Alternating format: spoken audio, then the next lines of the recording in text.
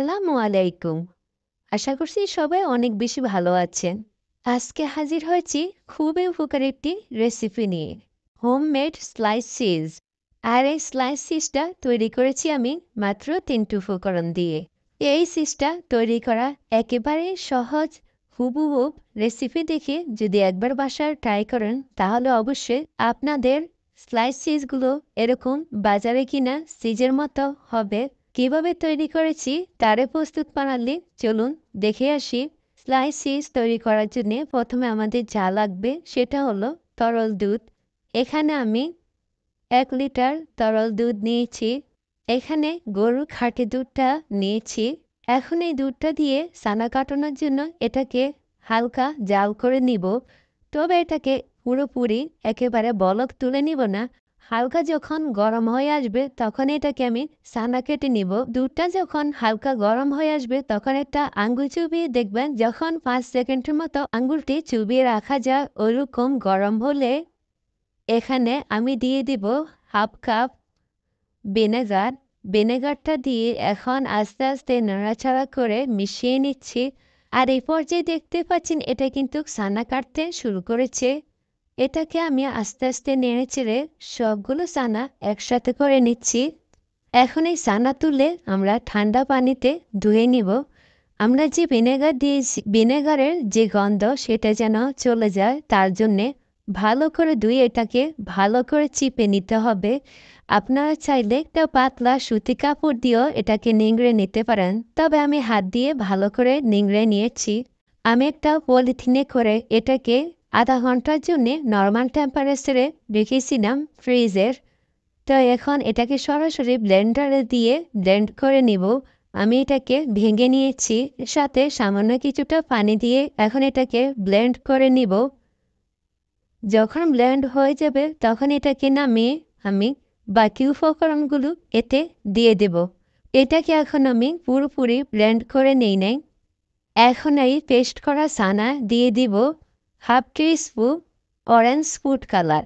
আপনারা যদি food colour না দিতে চান এটা এমনিতেও করতে পারবেন, তবে আমি যেহেতু বাজারের মতো কালার আনতে চাচ্ছি আর সেই জন্যে এখানে আমি ফুড কালারটা দিয়েছি। আর দিয়ে দিছি ১ চা চামচ আগার আগার পাউডার।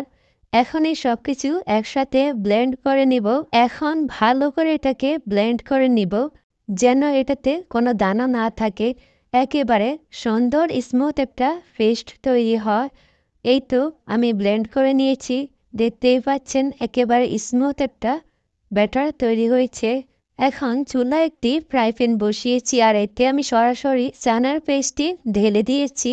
এখন এটাকে অনবরত নেড়েচেড়ে দিতে হবে। যেহেতু আমরা এখানে আগার আগার পাউডার ব্যবহার করেছি তাই এটাকে ঘন ঘন নেড়েচেড়ে দিতে হবে, তা না হলে এটা জমাট বেঁধে যাবে এবং নিচে দিয়ে লেগে যাবে। আর এখানে আমি দিয়ে দিচ্ছি সামান্য একটু লবণ। লবণটা যার যার ইচ্ছে মতো দিতে পারেন। আমি এখানে একটু স্বাদটা বাড়ানোর জন্য লবণ দিয়েছি। আপনারা চাইলে লবণটা স্কিপ করতে পারেন, এতেও কিন্তু কোনো সমস্যা হবে না।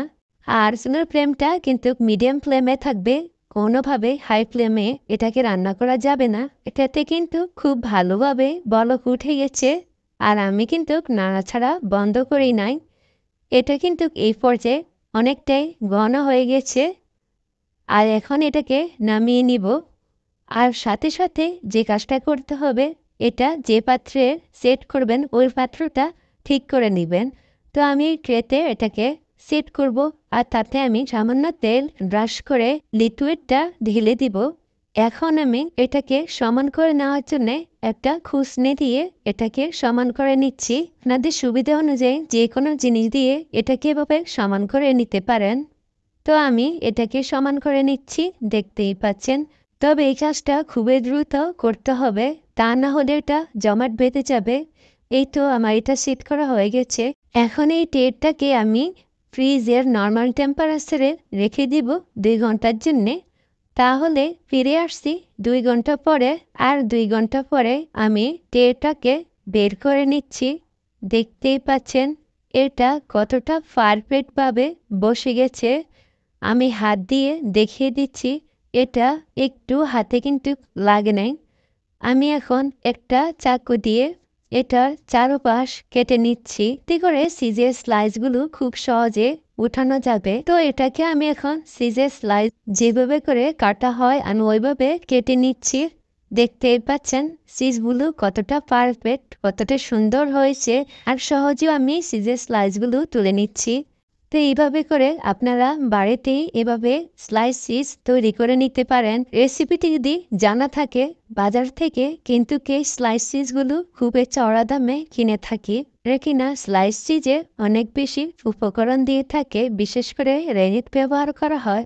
আর সেই জন্যে ওই চিজগুলো অনেক বেশি স্টিকি ভাব দেখায়। আর এই চিজটা আমরা বাড়িতে তৈরি করেছি, আর এটাতে খুব কম উপকরণ ব্যবহার করেছি, তাই এটা বাজারে কিনা স্লাইস চিজ থেকে মোটামুটি একটু কম স্টিকি ভাব, তবে এটা অনেকটা স্বাস্থ্যসম্মত।